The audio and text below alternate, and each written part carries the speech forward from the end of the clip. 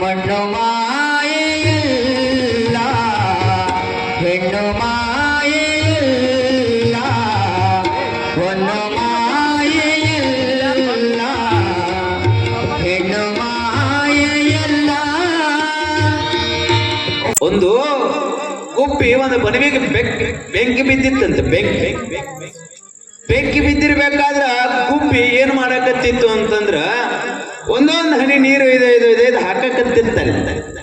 ಒಬ್ಬ ಮನುಷ್ಯ ಕೇಳಿದ ಗುಬ್ಬಿ, ಇಟ್ಟು 1000 ಜನ ನಿಂತೀವಿ ಆರ್ಸಾಕತ್ತೀವಿ, ಕೆಲವು ಜನ ನಿಂತು ನೋಡಾಕತ್ತಾರ, ಅದ್ರಾಗ ನಾನು ನಿಂತು ನೋಡಾಕತ್ತೀನಿ.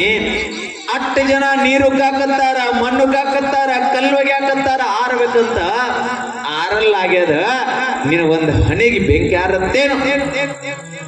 ಅವಾಗ ಗುಂಪು ಹೇಳುತ್ತದಂತೆ, ಮಾಲೀಕ ಬೆಂಕಿ ಆರ್ತದ ಬಿಡ್ತದ ನನಗತ್ರ ಗೊತ್ತಿಲ್ಲ, ಆದ್ರೆ ನಾಳೆ ಭಗವಂತ ಸ್ವರ್ಗದಲ್ಲಿ 2 ಲಿಸ್ಟ್ಗಳನ್ನ ತಯಾರು ಮಾಡ್ತಾನೆ.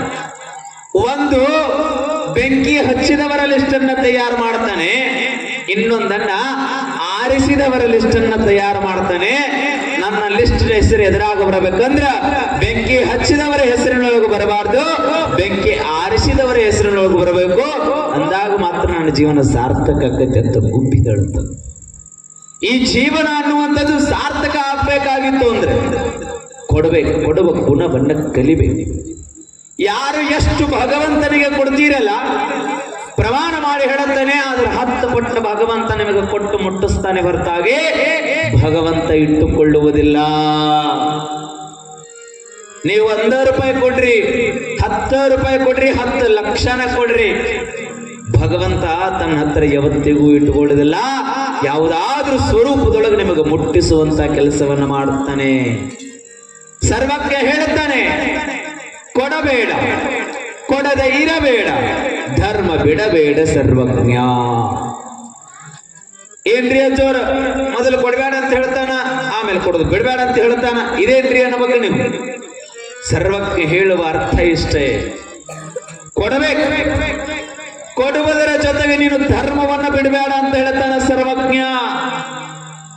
ಮೊಹಮ್ಮದ್ ಪೈಗಂಬರವರು ಕುರಾನದಲ್ಲಿ ಬರೀತಾರೆ, ಬಾಡಿಗೆ ಮನೆಯಲ್ಲಿ ಇರುವಂತೆ ದಾನವನ್ನು ಮಾಡಬೇಡ, ನರಕ ಸೇರುವಷ್ಟು ಜಿಪುಣತನವನ್ನು ನೀನು ಮಾಡಬೇಡ ಅಂತ ಮೊಹಮ್ಮದ್ ಪೈಗಂಬರವರು ಕುರಾನದಲ್ಲಿ ಬರೀತಾರೆ. ಜೀವನದಲ್ಲಿ ಒಟ್ಟಾರೆ ಏನೇ ಆಗಲಿ ಕೊಡಬೇಕು. ಅದಕ್ಕಾಗಿ ಒಬ್ಬ ಕವಿ ಬರೀತಾನೆ, सरल मिले तो दूध के समान, मांग लिए तो पानी के समान, खींच लिए तो रक्त के समान. ಆತ 3 ಪ್ರಕಾರದ ದಾನಗಳನ್ನು ವಿಂಗಡಣೆ ಮಾಡ್ತಾನೆ. सरल लिए तो दूध के समान, दूध क्या? ಹಾಲು. ಒಂದೇ ದಾನವನ್ನ ಹಾಲಿಗೆ ಹೋಲಿಸ್ತಾನೆ. ಆ ದಾನ ಹೇಗಿರ್ತದೆ ಅಂತ ವರ್ಣನೆಯನ್ನು ಮಾಡ್ತಾನೆ. ಸರಳಲಿ ಇತ್ತು ದೂದಕ್ಕೆ ಸಮಾನ. ಅದವರೇ ಅದಕ್ಕೆ ಸಮಾನ ಆಗ್ಬೇಕಂದ್ರೆ ನಾವು ಹೆಂಗ್ ದಾನ ಮಾಡ್ಬೇಕ್ರಿ? ಏನಿಲ್ಲ, ಹೇಗ ಶ್ರಾವಣದೊಳಗೆ ಕಲ್ಮೇಶ್ವರನ ಸನ್ನಿಧಿಯಲ್ಲಿ, ಮಾರುದೇಶನ ಸನ್ನಿಧಿಯಲ್ಲಿ ಪ್ರವಚನ ನಡೆದದಲ್ಲ, ಈ ಪ್ರವಚನ ನಡೆದಿದ್ದನ್ನ ಕೇಳಿ ಮನೆಗೆ ಯಾರು ಪಟ್ಟಿಗೆ ಬರಲಿಲ್ಲ ಅಂದ್ರೂ ಪರವಾಗಿಲ್ಲ, ಕೇಳಲಿಲ್ಲ ಅಂದ್ರೂ ಪರವಾಗಿಲ್ಲ, ಹೇಳದೆ ಹೇಳಿಸಿಕೊಳ್ಳದೆ ತಾನು ಯಾರು ಭಗವಂತನಿಗೆ ತಂದು ದಾನವನ್ನ ಸಮರ್ಪಣೆ ಮಾಡ್ತಾನೆ, ಆತನ ದಾನ ಎದಕ್ಕೆ ಶ್ರೇಷ್ಠ ಆಗುತ್ತದೆ ಅಂದ್ರೆ ಅಮೃತಕ್ಕೆ ಸಮಾನವಾಗಿರ್ತಕ್ಕಂತಹ ದಾನ. ಮಾಂಗ್ಲಿಯೇ ತೋ ಪಾನಿಕೆ ಸಮಾನ. ಪಾನಿಕೆ ಯಾರು ಕೆಲವು ಜನ ಇರ್ತಾರೆ ಜೀವನದೊಳಗೆ ಎಂತ ಕೆಟ್ಟ ಒಟ್ಟ ಜನ ಇರ್ತಾರ ಅಂದ್ರ ಹೇಳುತ್ತೆ ನಿಮಗ್ 3 ಜನ ಎಂತಿಂತ ದಾನ ಶುರುಕರಂದ್ರಿ ಈ ಭೂಮಿ ಮೇಲೆ ಅದಾರ ಅಂತೀನಿ ಹೇಳ್ತಾರ. ಮಾಂಗ್ಲಿಯತ್ತು ಪಾನಿಕೆ ಸಮಾನ. ಯಾರು ಇಲ್ರಪ್ಪ ಕಲ್ಮೇಶ್ವರನ ಮಠದೊಳಗ ದೇವಸ್ಥಾನದೊಳಗ ಪ್ರವಚನ ನಡೆದದೆ, ಆ ಪ್ರವಚನ ಸಲುವಾಗಿ ನಿಮ್ಮ ಮನೆಗೆ ನಾವು ಪಟ್ಟಿ ಕೇಳಾಕ ಬಂದೇವಿ ಅಂತ ತಿಳ್ಕೊಂಡು ಪಟ್ಟಿ ಕೇಳಾಕ ಬಂದಾಗ ಯಾರು ದಾನ ಕೊಡ್ತಾರಲ್ಲ ಅವರ ದಾನವನ್ನ ಎದಕ್ಕೆ ಹೋಲಿಸ್ತಾನೆ ಕವಿ ಅಂತಂದ್ರೆ ನೀರಿಗೆ ಹೋಲಿಸ್ತಾನೆ. ಕೊನೆಗೊಂದು ಮಾತು ಹೇಳ್ತಾನ, कींच लिए तो रक्त के समान. ಕೆಲವು ಜನ ಇಂಥ ಜಪುಂಡಿರ್ತಾರಲ್ಲ, ಅವ್ರ ಮನೆ ಶಂಬೋರ್ ಸರಿ ಹೋರಿ ಒಟ್ಟ ಕೊಡುದಿಲ್ಲ, ಒಟ್ಟ ಕೊಡುದು. ಜಾತ್ರೆ ಮರ ಎಲ್ಲಿ ಜಾತ್ರೆ ನಮ್ಮ ಜಾತ್ರೆ ನಮ್ಮ ಹೊರಗಡೆ ಆಗೈತೆ, ಇನ್ಯಾ ಜಾತ್ರೆ ತಂದಿ ಅಂತಾರ ಅವ್ರ ಮನೆಗೆ ಓದ್ಕೊಂಡು ಅಂತಾರೆ. ಇಲ್ಲ ನಿಮ್ಮ ಊರಾಗಿರ್ತಾರ, ಎಲ್ಲ ಊರಾಗಿರ್ತಾರ, ನಿಮ್ಮ ಊರಾಗಟ್ಟೆ ಅಲ್ಲ, ಎಲ್ಲ ಊರಾಗಿರ್ತಾರ. ಅವ್ರ ಮನೆಗೆ ಬೆಳಿಗ್ಗೆ ಹೋದಗಳನ್ನ ಹೇಳ್ತಾರ, ಕಲ್ಮೇಶ ಇಲ್ಲಪ್ಪ ದೇವಸ್ಥಾನಕ್ಕೆ ಹೋದಿವು ಕಲ್ಮೇಶನ್ ಗುಡಿ ಪಟ್ಟಿಗೆ ಅಂದಗಳೇ ಲಕ್ಷ್ಮಣನಾರ ಅಂತವ್ರು ಹೋಗಿರ್ತಾರೆ ದಿನ ಪಟ್ಟಿಗೆ. ಹೋದಗಳೇ ಅಂತಾರ ಅವ್ರು, ಇಲ್ಲೋ ಲಕ್ಷ್ಮಣ ಈಗ ಬೆಳಿಗ್ಗೆ ಹಂಗ್ ಕೊಡಕ್ ಬರ್ತೈತಪ್ಪ, ಎಲ್ಲಾರು ಹೋಗ್ಯಾರ, ಸಾಯಂಕಾಲ ಬಾ ಮಾತ್ ಪುಸ್ತಕ ತೊಗೊಂಡು ಹೋಗಿ ನಿಂದ್ರದೆ ಅಣ್ಣ ಪಟ್ಟಿ ಹೆಂಗೋ ಕಲ್ಮೇಶ ಕತ್ತಲ್ದಾಗ ಯಾರ ಲಕ್ಷ್ಮಣ ಹೊರಗೆ ಬಿಡ್ತಾರ. ಲಕ್ಷ್ಮಣ ಕೊಡದಲ್ಪ, ಬೆಳಿಗ್ಗೆ ಬಾ.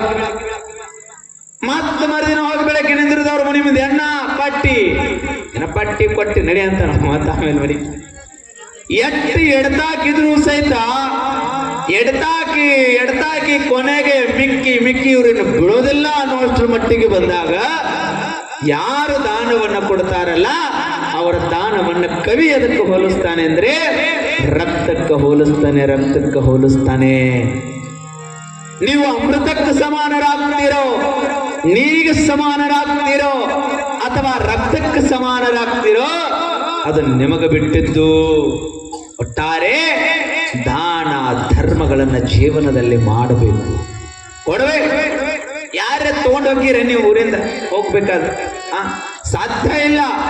ಎಷ್ಟು ಕೊಡ್ತೀರಿ ಅದು 10 ಪಟ್ಟು ಭಗವಂತ ಪಟ್ಟು ಮುಟ್ಟಿಸ್ತಾನೆ. ಸಂತ ತುಕಾರಾಮರ ಜೀವನದೊಳಗೆ ಒಂದು ಘಟನಾ ನಡೀತದೆ. ಸಂತ ತುಕಾರಾಮರು ಅತ್ಯಂತ ಭಗವಂತನ ಮೇಲೆ ಭಕ್ತಿಯನ್ನಿಟ್ಟಂತ ಶ್ರೇಷ್ಠ ಸಂತ ಆತ. ಒಂದು ದಿನ ಮಡದಿ ಹೊರಗೆ ಹೋಗಿರ್ತಾಳೆ, ಒಬ್ಬ ತಾಯಿ ಬರ್ತಾಳೆ, ತುಕಾರಾಮರನ್ನ ಕೇಳುತ್ತಾಳೆ, ಯಪ್ಪ ನನ್ನ ಸೀರೆ ಹರಿದು ಹೋಗ್ಯದ, ಉಟ್ಕೊಳ್ಳೋದಕ್ಕ ಸೀರೆ ಇಲ್ಲ, ಹಾಗಾಗಿ ಮನೆಯಲ್ಲಿದ್ರೆ ಒಂದು ಸೀರೆಯನ್ನು ಕೊಡ್ತೀಯ. ಅತ್ಯಂತ ಕಡುಬಡದಂತ ಮನೆತನ ಸಂತ ತುಕಾರಾಮರು ಬಹಳ ಶ್ರೀಮಂತರ ಮನೆತನ ಅಲ್ಲ. ಅವರ ಹೆಂಡತಿ ಕಡೆ ಎಷ್ಟು ಸೀರೆ ಇತ್ತು ಅಂದ್ರೆ ಎರಡು ಸೀರೆ, ಒಂದು ಉಟ್ಕೋಬೇಕು, ಒಂದು ತೊಳೆದು ಒಣಾಕಬೇಕು, ಮತ್ತದನ್ನು ಮರುದಿನ ಉಟ್ಕೋಬೇಕು, ಇನ್ನೊಂದು ತೊಳೆದು ಒಣಾಕಬೇಕು. ಅಷ್ಟು ಬಡತನ. ಸಂತ ತುಕಾರಾಮರ ಮಡದಿಯಲ್ಲೇ ಹೊರಗೆ ಹೋಗಿದ್ದು, ಹೆಂಡತಿ ಸೀರೆ ಒಣಾಕಿ ಹೋಗಿದ್ದು, ಹಂಗ ಹೋಗಿರ್ಲಿಲ್ಲ, ತೊಳೆದು ಒಣಾಕಿ ಹೋಗಿದ್ದು. ಅದರನ್ನ ನೋಡಿರ್ತಕ್ಕಂತ ಸಂತ ತುಕಾರಾಮರು ಸೀರೆಯನ್ನು ತರ್ತಾರ, ಅವ ಇದನ್ನ ತಗೋ ಉಟ್ಕೋ ಅಂತ ತಿಳ್ಕೊಂಡು ಕೊಟ್ಟು ಕಳಿಸ್ಬಿಟ್ಟು. ಇದನ್ನೇ ದೂರದಿಂದ ನೋಡಿರ್ತಕ್ಕಂಥ ಮಡದಿ ಓಡೋಡಿ ಬಂದು ಸಂತ ತುಕಾರಾಮರಿಗೆ ಬೈಯೋದಕ್ಕೆ ಪ್ರಾರಂಭ ಮಾಡಿದ್ರು. ನಿನಗೆ ತಿಳಿಯೋದಿಲ್ಲೇನು, ಇರೋದಕ್ಕೆ ಒಂದೇ ಸೀರೆ, ಏನು ಮಾಡ್ಲಿ, ನಿನಗೆ ಕೊಡೋ ಬುದ್ಧಿ ಇಲ್ಲ, ಏನು ಕೊಡಬೇಕು ಏನು ಕೊಡಬಾರದು ಅನ್ನೋದು ನನಗೆ ಗೊತ್ತೇ ಇಲ್ಲೇನು ಅಂದಾಗ ಸಂತ ತುಕಾರಾಮರು ಹೇಳ್ತಾರೆ, ಇರ್ಲಿ ಬಿಡು, ದೇವರು ನಮ್ಮ ಮೇಲೆ ಕರುಣೆ ಇದ್ರೆ ಏನಾರ ಕೊಡ್ತಾರ ಬಿಡು ಅಂತಂದು ಸುಮ್ಮಾಗಿಬಿಟ್ಟು. ಏನಪ್ಪಾ ನಿನ್ನ ಸಂಬಂಧ ನನಗೆ ಸಾಕು ಹೋಗ್ಬಿಟ್ಟೈತೆ ಅಂತ ಹೇಳಿ ಹೆಂಡತಿ ಏನ್ ಮಾಡಿದ್ಲು ಅಂದ್ರ, ನೀ ಇಲ್ಲೇ ಇರು, ನಾ ದೇವರ ಬಳಿಗೆ ಹೋಗಿ ಬರ್ತೀನಿ ಅಂತ ಸಂತ ತುಕಾರಾಮರ ಮಡದಿ ದೇವಸ್ಥಾನಕ್ಕೆ ಹೋಗುತ್ತಾಳೆ.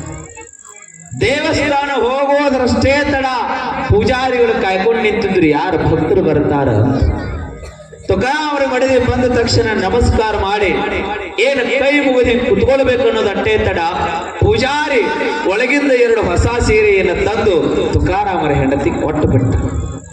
ಹೆಂಡತಿ ಕೇಳ್ತಾಳೆ, ಯಾಕ್ರಿ ಪೂಜಾರಿಗಳ? ಏನಿಲ್ರಿವ, ಯಾರೋ ಭಕ್ತರು 10 ಸೀರೆ ಕೊಟ್ಟು ಹೋಗಿದ್ರು ದೇವಸ್ಥಾನಕ್ಕ, ಯಾರ್ಯಾರ ಬಂದ್ರೆ ಅವ್ರಿಗೆ ಸೀರೆ ಕೊಡು ಅಂತ ಹೇಳಿದ್ರು, ಎಲ್ಲರಿಗೆ ಕೊಟ್ಟ್ಯಾ, ನಿಮ್ಮ ಸಂಬಂಧ ನಾನು ಕಾಯಕತ್ತಿದ್ದ 2 ಸೀರೆ ಉಳಿದಿದ್ದು, ಹಾಗಾಗಿ ನಾನು ನಿಮಗೆ ಕೊಟ್ಟೆ ಅಂತ ಪೂಜಾರಿ ಹೇಳಿದಂತೆ. ನಾ ಹೇಳೋ ಅರ್ಥ ಏನು ಅಂದ್ರೆ, ನೀವು ದೇವರಿಗಾಗಿ ಕೊಟ್ರೆ ದೇವರು ಅದರ ಪ್ರತಿಫಲವಾಗಿ ಒಂದು ದಿನ ನಮಗ ಮುಟ್ಟಿಸ್ತಾನೆ ಅನ್ನುವಂಥದ್ದು ಮಾತ್ರ ನಿಮಗೆ ನೆನಪಿರ್ಲಿ.